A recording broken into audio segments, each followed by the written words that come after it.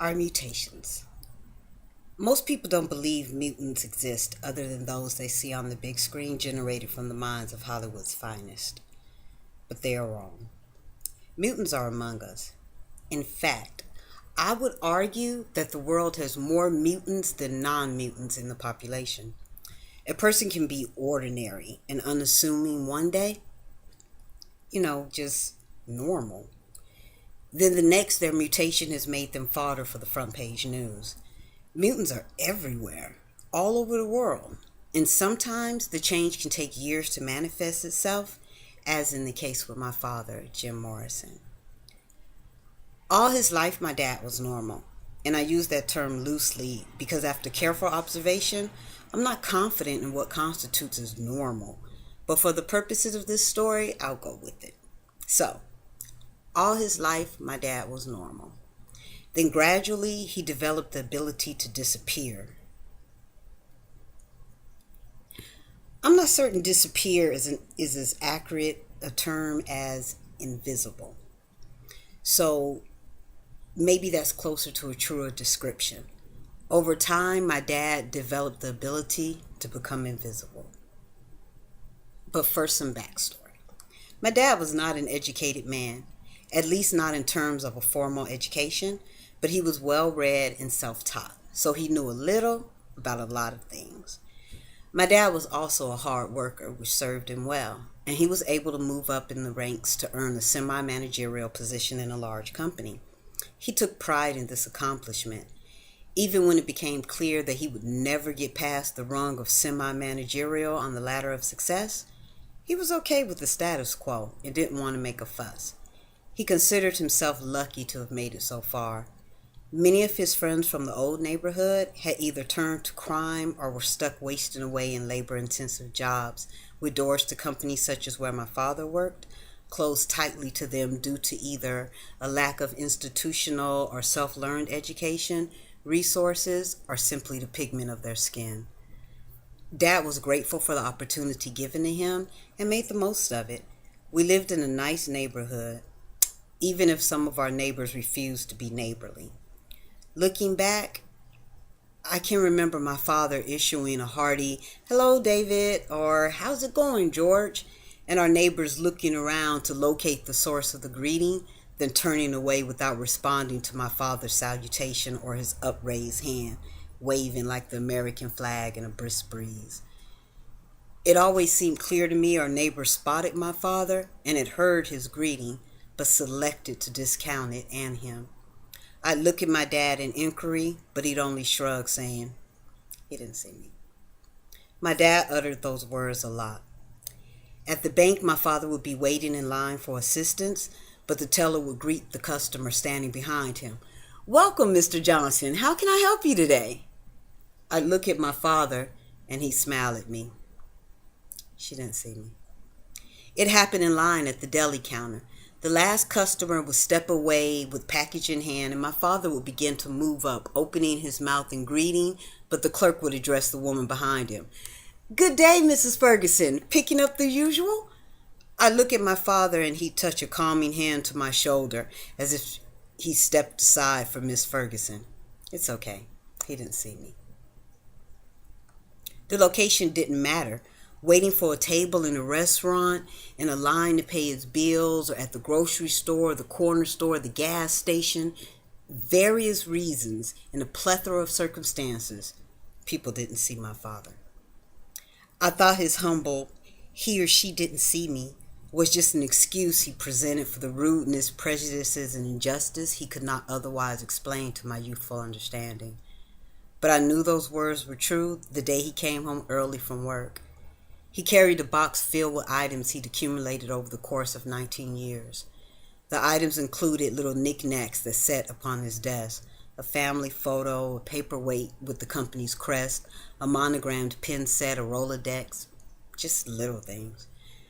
My mother came out of the kitchen drying her hands on her apron. She looked curious but not as surprised as the rest of us to see my father home so early and questioned him. "Jim?" My mom didn't have to add anything additional to that question. She had her own powers, which I'll get to in a minute. But right now, let me finish telling you about my dad. He set the box down on the coffee table and shook his head. A management position opened in the company a few weeks ago, he explained, talking to the box. I didn't want to say anything about it because, you know how these things go. He looked at my mom directly then, and something passed between them. I don't know, it just made her nod. Apparently, she not only knew what these things were, but also how they went. My dad sat down on the edge of the couch unbuttoning his coat. I let some coworkers encourage me to apply, but I wasn't too optimistic about getting the promotion. Even with my longevity, experience, and qualifications, there are some things I simply cannot change. He held out his hands then, looking at the back of them as though they were a road map of all the places he had been and the things he had done. But mostly, they held the secret to the things he could not change, the places he had not been allowed to go, the things he had not been able to do and why. He curled his hands into fists for a moment, then relaxed them, rubbing them down his thighs to his knees as though they were covered in sweat. Well, about 2 weeks ago, they announced that Eric Stevens would be the new manager. My mom's brow rose, issuing again a question my father understood. He waved his hand in dismissal. Nah, you don't know. They hired him off the street, asked me to train him. Show him how to do his job, they said. Spent the last 2 weeks training him as best I could. Then today, when the training ended, they called me upstairs to say my position wasn't necessary. They didn't need a semi-manager now that they hired Eric. To his credit, Eric assisted my father in packing up his things. He even asked my dad why he had not applied for the manager position. I did, but was never interviewed. My father told him, placing items into the corrugated box. Maybe they didn't see your application, Eric had offered in way of explanation. Earnest concern shone in his blue eyes, and my father felt compelled to agree. Apparently, his invisibility extended to his completed paperwork or anything with his name on it. Even then, I still didn't know about the metamorphosis my father was undergoing, but I was starting to get an inkling. When the end of the job, my dad lost his insurance and his chance at a retirement pension. Though he had given his life to this company, he had fallen several months shy of the required 20 years. They owed him nothing in return for his loyalty, his years, and his youth, not even a gold-plated watch. My father left the company as he had arrived, with just himself. He became ill but couldn't afford to see a doctor. It took a while for me to convince him to go to the clinic downtown. More weeks went by before we could get an appointment. When the day came, we arrived early but sat waiting for hours. We watched as other patients came and went. I wanted to protest, but a sign above the reception's desk advised, patients with insurance and or cash have priority. Since we had neither, we sat and waited until nearly the end of the day. Finally leaving the clinic, we stood side by side, huddled beneath an umbrella, debating if we wanted to walk home or catch a cab. Considering the state of my father's health, I didn't think walking in the rain was a great idea. When the rain intensified, I wanted to suggest my dad go stand beneath the clinic's awning until it stopped. But glancing back, I saw the doctor who had seen my father standing under the awning smoking a cigarette, and I knew my dad wouldn't go over there. I persuaded him to catch a cab. He stepped out to the curb to hail one, raising his arm, that damn flag blowing in the breeze again. Just like David and George, 4 cabs drove past my father and his outstretched arm without acknowledgement. Finally, his arm dropped and he turned away. Let's just walk. Cabs are hard to summon in weather like this, he explained. He hadn't finished speaking when the doctor stepped out from under the awning, walking briskly toward the curb. Seeming to appear from the mist, a cab pulled up at the curb beside my father, where we stood, and before I could breathe a sigh of relief, the doctor reached out to jerk the door open, bumping my father off balance as he slid into the back seat. I stood in silence as he slammed the door behind him, shaking rainwater from his shaggy hair. My gaze turned to my father, who simply shrugged, conceding once again. He didn't see me. I didn't know if he meant the cab driver or the man who had taken the oath to first do no harm, but the clarification didn't matter. I swallowed the question. I can't say when it started, this fading of my father, but I was beginning to see it clearly. So you see, my father is a mutant. He can be invisible. Before you pass judgment thinking my argument for mutations flimsy, let me tell you about my brother, Samuel. Samuel's shrinking, getting smaller by the day. My dad's mutation took years to reach fruition, I think, but that's not the case with Samuel. Sam's transformation seemed to appear overnight. He had been tall, 6'3" since freshman year in college. Sam relished his height and walked with his head held high, towering above my 5 feet 7 inches, and most everyone else too. He was loud, gregarious, and funny. Being invisible would never be Sam's mutation. Everyone saw him. College admission boards, team scouts, girls, everyone. He was a bright and shining beacon of light. Until he wasn't. Sam's power presented itself over the course of a few months. One Saturday afternoon in June, just after graduation, during a pickup game of basketball, Sam twisted his knee. Dad's insurance was gone, so going to a doctor wasn't an option. Icing his knee and propping his leg up on pillows did nothing to make the swelling go down. Every day his knee grew bigger. Every day Sam grew quieter. The louder my brother's silence became, the less his light shined. Each week something occurred to chip away at my brother. First came the letters. Regrettably, with news of your unfortunate injury, we must retract our scholarship offer.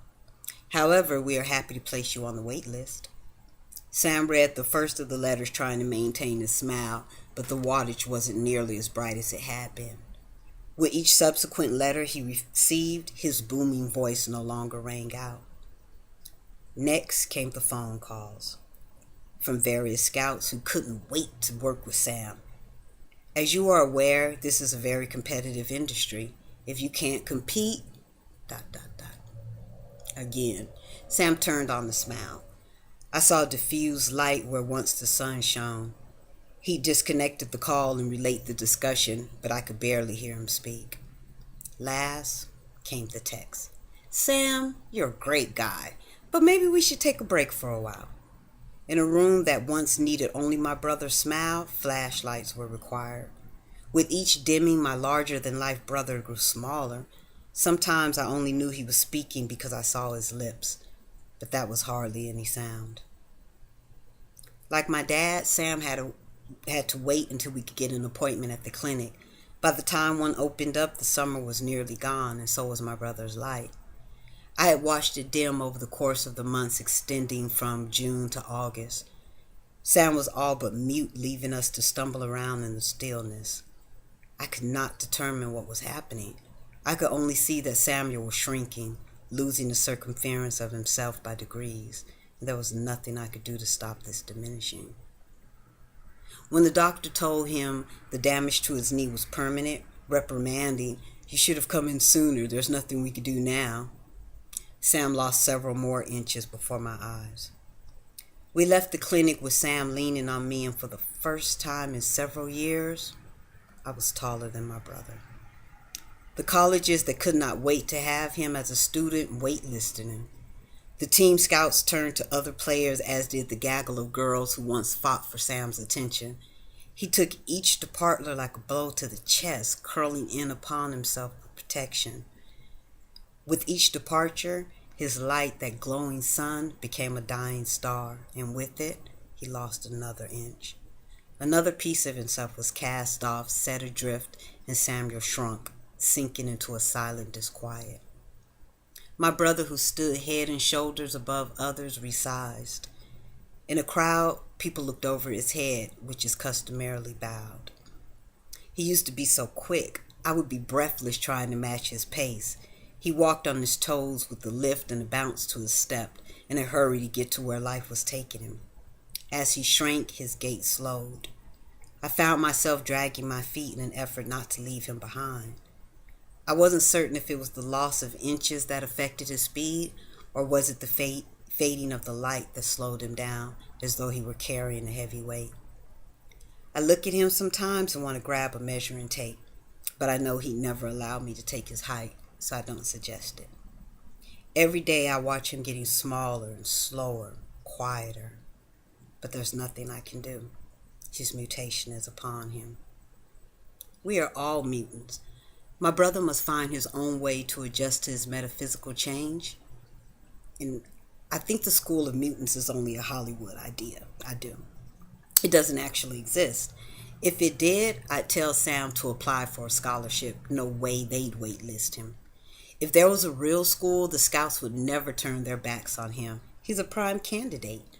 But until there is a brick and mortar building, he will have to deal with the shrinkage and try not to fade away. The terrible thing, though, about being a mutant is that the change can be irrevocable without a means to adapt or change back or even control it. I knew this sweet girl once, Anna. She was my best friend. She was just a wisp of a girl. Soft-spoken, big-eyed, kind-hearted. I'm not certain what happened to Anna exactly, or rather why she changed. So I can't tell you a lot about her story, only that she did change. Anna's transformation is disturbing in that she can be anyone at any given time. Anyone except Anna. In high school, we were never part of the popular crowd. Anna and I stood out. We didn't dress right. We were nerdy. Our hair wasn't done at salons. Any reason you could think of for kids to be mean to us, they used for a reason to alienate Anna and me. But we didn't care because we had one another. I knew it bothered Anna at times. I'd see her looking covetously across the cafeteria at the other tables. I'd see her smile a bit at a joke told 3 tables away. Her face held such an open look of longing and anguish that I'd turn away. It felt like observing an open wound I didn't have the skill to heal. "Don't you ever get tired of sitting at this table on the outskirts?" she asked me once over cold fish sandwiches. I only shrugged. I hadn't really considered our table being on the outskirts. It was our table, mine and hers. But Anna was tired of standing out and wanted desperately to fit in. And then she did. She had her mother take her shopping, spending money I knew her mom could ill afford. Then she went to the salon. Next, she got rid of her glasses. Anna made so many changes she scarcely resembled my old friend, and not just physical changes. Along with her fashion sense, something internal altered. One moment, sweet and kind, my friend. And the next, a mean girl, hanging with the cheerleaders and taunting whomever they felt deserved their mistreatment. The new Anna was a flickering luminosity. She seemed ill-equipped to maintain her new persona. Anna would be hostile and abusive, then moody and quiet, a brainiac earning straight A's, or a disciplinary problem who didn't care about grades at all. On some days she spoke to me, on others she didn't. She'd walk right past her table without even a sideway glance in my direction. She'd come into the classroom, and instead of taking her customary seat beside me, she'd sit in the back laughing and giggling with the in crowd. Every now and then she'd come to class, plop down in her old seat, slide down in a wooden chair, and remain that way through the hour and the lesson. She wouldn't speak to me, but she wouldn't speak to anyone else either. Rarer still were the times she'd come to school and be my old friend again, as though she had not abandoned ship and been swimming toward the shore for the past few months. I loved Anna, but I never knew which version of her I'd get on any given day. I saw her sitting alone at one of the benches outside of the cafeteria once, holding her head while she laughed and cried simultaneously. We hadn't spoken since the previous semester by then, and I wanted to say something to her, but it was like that open wound again. I still lacked the skill to heal it. It was that day when I knew she was a mutant too. She developed the ability to morph into whoever she needed to be, but had no idea how to control her powers of disguise. Just as I didn't know which version of Anna I'd get from day to day, she didn't know either. And the dualities were tearing her apart. Anna's mutation taught her to be what everyone else needed her to be. She had learned how to alter her appearance, her speech, her morals, her very essence became fodder for change in her quest for acceptance. Sure, she'd gotten invited to the popular table and got to hang with the same girls who once made fun of her, but at what cost? She had learned to morph and change in the space of a heartbeat, but in doing so, she seemed to be losing the real Anna. I wish that I could have gone to her and let her know she wasn't alone, that we are many, but I didn't. Like Samuel, Anna had to make the journey of discovery on her own. I could no more help her than I could help my brother stop shrinking. I had hoped to convince you of the existence of mutants among us without including myself. But I don't think I can escape so easily. Besides, depending upon the way you view these things, my mutation may be the most powerful. Unlike my father's and my brother's, my metamorphosis took neither years nor months to complete. I learned of my ability in the moment that I dissolved. While my father's invisibility and my brother's shrinkage and Anna's personas were upmost in my mind, I didn't let their transformation stop me from leading a normal life. I met people, I went on dates, I fell in and out of love. And once, someone fell in love with me too. Thomas. We started out as friends. Soon we were inseparable. People who knew us as, when would you guys make it official? And when's the big day? People who didn't know us assumed there had already been a big day. You two are adorable. I can see forever written on you. One day Thomas saw it too. We spend our lives looking for that special person to share ourselves with. That person we can tell our secrets to and disclose our hopes and dreams without ridicule. We search for that person who is everything we aren't and sees everything we are and what we can be. We want to find the person who will love both our virtues and our flaws. He grabbed my hand, squeezing so tightly I felt my bones click together. I can't imagine my life without you, Sandra. I want to spend my life making you laugh because I swear I hear bells in the sound. Let me love you for the rest of our lives. There was more, but it will suffice to say I told him yes. How could I say anything else? I loved him as completely as he loved me. In life, in relationships, in love, it's never 100%. Society tries to make us believe otherwise, but the truth is, we are lucky if we get 75 or 82% of perfect. 100% is the elusive mythical creature we've all heard of but have never seen. 100% is the unicorn, is Sasquatch, is the Loch Ness monster. Sure, there have been sightings, but not by anyone you personally know.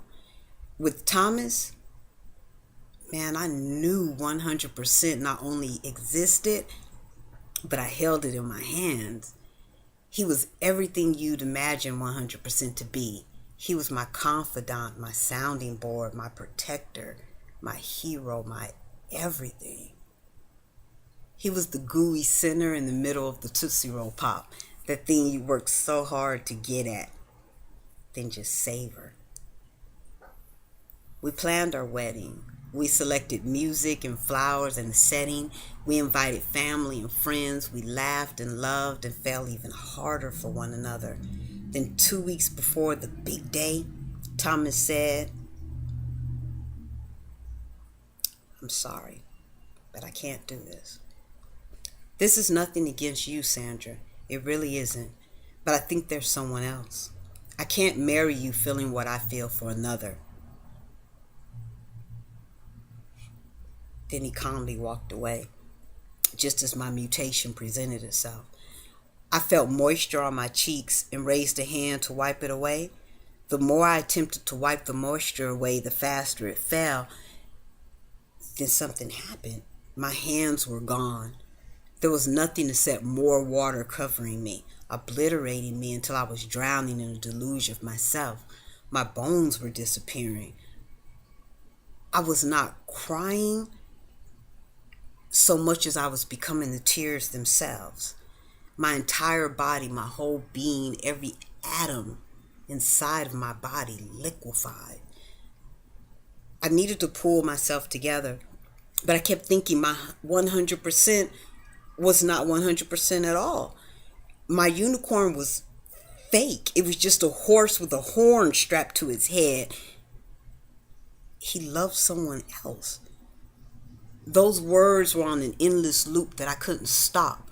I couldn't move. I was in danger of floating away on a tide made of me, but I knew no Coast Guard would come to my rescue.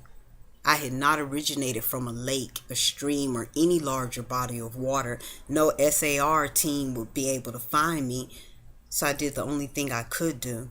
I armed myself with my weaknesses, and I froze.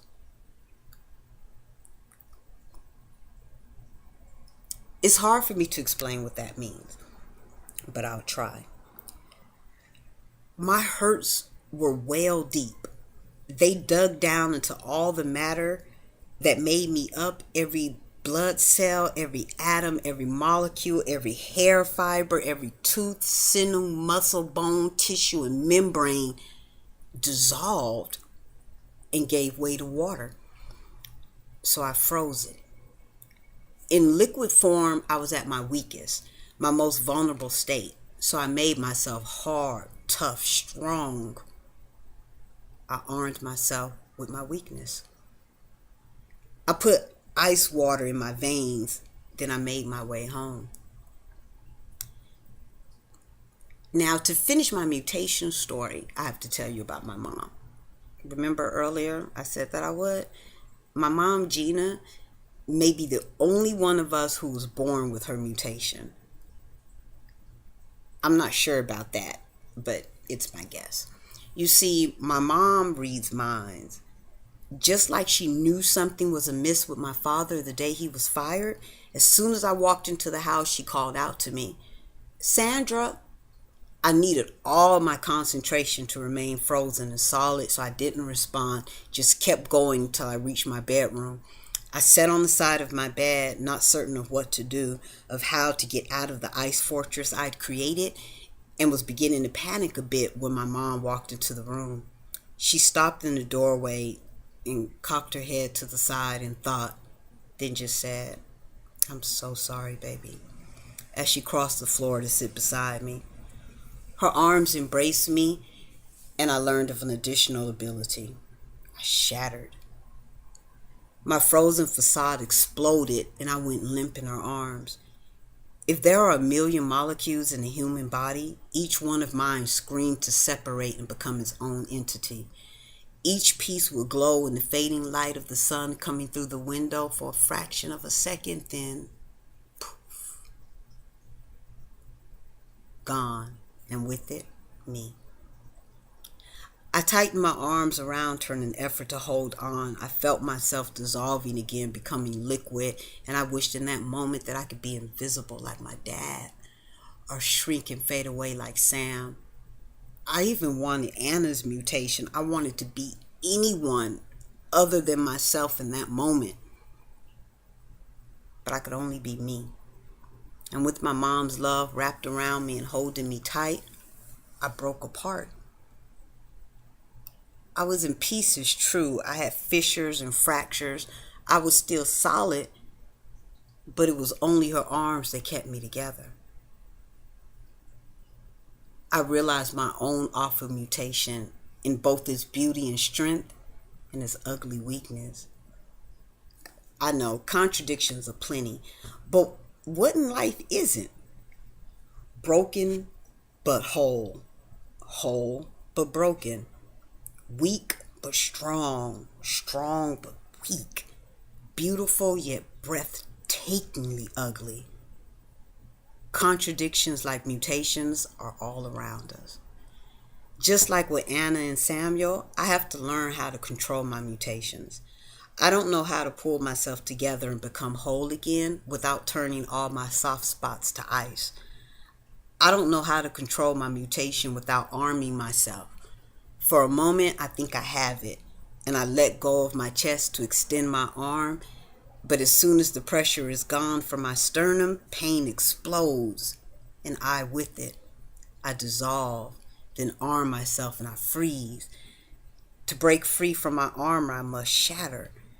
A million pieces on the floor again. A vicious cycle I'm powerless to stop. But I am compelled to tell you the full truth of it. I claim the mutation is my own, but honestly, I don't know if it's mine to claim. I dissolved, I froze, I shattered, but it was Thomas who caused it. There are mutants who can control the emotions and the actions of others. Perhaps he is a mutant as well. I would not be surprised. As I've said before, we are many. And I'm sure you're probably listening to this thinking I come from a family of freaks. That maybe it's just a handful of people who can go unseen or shrink and become less or shatter and dissolve into nothing or morph and change while we try to be 1,000 different people at once. But you'd be wrong. The world is full of mutants. The everyday joys and sorrows, hurts and pains, all of it. Life in all her infamous beauty and breathtaking ugliness cause us to alter ourselves. Sometimes in big ways, sometimes the changes are so minute we don't even notice. Have you seen someone else in a loved one's countenance or in the reflection in the mirror just for an instant? Then that image is gone. A stranger staring back at you, but gone so suddenly you thought it was a trick of the light. Maybe our mutations are the blame for how cold we've become, for why humanity looks so inhumane, for what we've done and continue to do to one another. Maybe in order to save ourselves, we must invariably change. If you think about it hard enough, I bet there's someone you know, someone you're close to who has displayed mutant qualities too, but you refuse to recognize them for what they are. Have you looked at someone recently only to discover you're staring at a stranger you really don't know? Maybe it's the closest person to you, the person you thought you knew better than yourself. It could even be you. Have you changed in inexplicable ways, so desperate to fit in? Are you fundamentally different from who you once were because of that thing that happened? Have you become more or even less of the person you used to be? Has some word or deed or circumstance altered you forever, made you invisible? Have you ever armed yourself with your weaknesses so you can be strong and get through that moment? It's okay if you have. Like I said in the beginning, mutants exist. Mutants may be a figment of Hollywood's vivid imagination, but in every fable, there is always a kernel of truth.